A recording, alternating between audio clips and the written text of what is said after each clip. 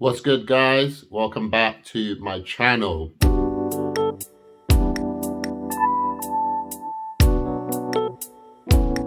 I recently did a reaction to Equalizer 3 and I'm really hyped for that movie. So I went back to watch Equalizer 2 just to kind of get it refreshed in my mind, and I just wanted to give a quick review on it. Equalizer 2 is obviously starring Denzel Washington. Fun fact, he actually has come out to correct his name. The entire black community calls this man Denzel Washington. It rolls off the tongue really nicely, but he did actually correct that his name is Denzel. All right, guys, so please be aware there will be some spoilers in this review, so if you haven't watched it, please do click off the video now. One of my favorite parts of this movie was the heart-wrenching, emotional relationship between Denzel and the character of the young man who was more or less leaning between the gang world and pursuing education, and I thought that relationship was fantastic. Initially, at the beginning, Equalizer is doing Equalizer stuff. He's meeting with his old colleague. You see him kind of taking out the trash of people who are doing wrong in the community in general. But then when it got to this specific storyline, that's when, for me, the movie became exciting. A case is going on that's kind of getting close to him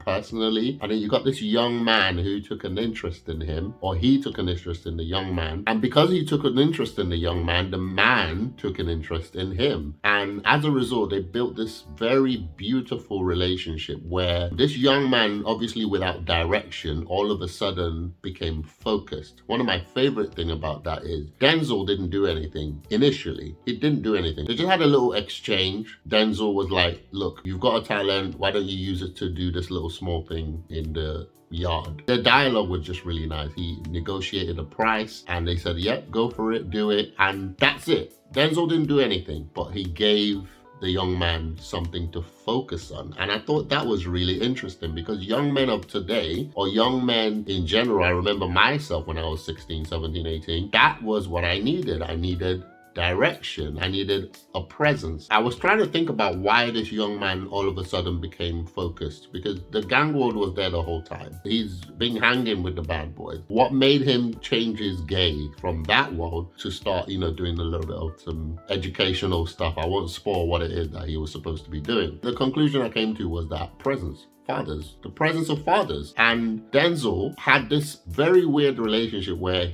he was watching from above. He was watching the young man do the task that he gave him. And the young man himself, while he was doing the task, was watching to see if his work was pleasing to Denzel, the character, the Equalizer. I thought that was beautiful. And then when the relationship itself came to a head, I believe Denzel had like a crisis. Something happened personal to him that made him shut down. You notice that Denzel's presence, the hovering presence of Denzel, vanished because Denzel is grieving, something's happened, he's angry, and as a result, he withdrew from the gazing that he was doing. And as a result, the young man noticed it. I thought this was amazing. Whoever wrote this part of the story, kudos. The young man noticed that the presence of this person that gave him focus was missing. We had a couple scenes where he was craving for that presence to return. The presence didn't return because Denzel's dealing with something. So the young man does what? He returns back to the gang life. And again, this is a parallel to real world stuff with young men. We're facing it right now. We're talking about how young men are suffering, they're forgotten, they're sexless, they don't have relationships anymore and things like that. And obviously suicide rates and things like that are going up. These things are real. Even though it was in a movie, these things are real. And this young man, of course, went back to his hard life. He wants to be tough. He wants to be a bad boy. And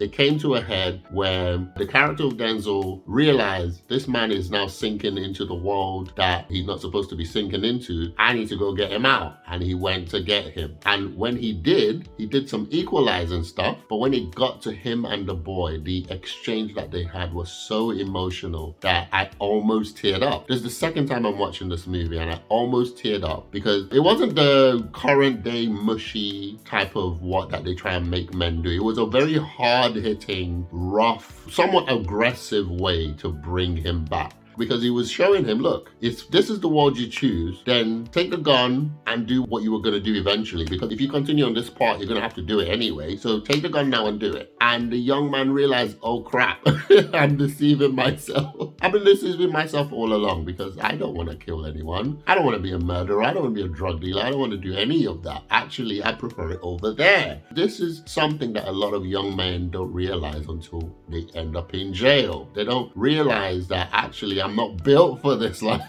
I'm not built for this. I don't have to do this. I don't want to do this. I actually want to do something else. The wake-up call scene was really, really effective. And guys, I'm speaking so much about this, but this was just a subplot. This was just a subplot of the movie. The main plot of the movie is that there's a traitor in the midst. Someone has made somebody's death look like it's suicide when it wasn't, and Equalizer is trying to uncover that case. The person in question is really close to him, so he's going around doing that, and there's a subplot every time he comes home of this young man. It came to a point where I thought they were going to do something drastic to him, where I would have been really angry because I had connected so much with that character, the young man, I mean, seeing not just myself, but men in general, young men in general, and also connected to Denzel's character being that figure that stands there and says, they don't even have to say much. They just need to be there. And because they're there as a young man, you just perform. Right? And it's amazing. And look, fathers, this is very important. If you're a young father, you got a kid and you're in your 20s, you're in your 30s,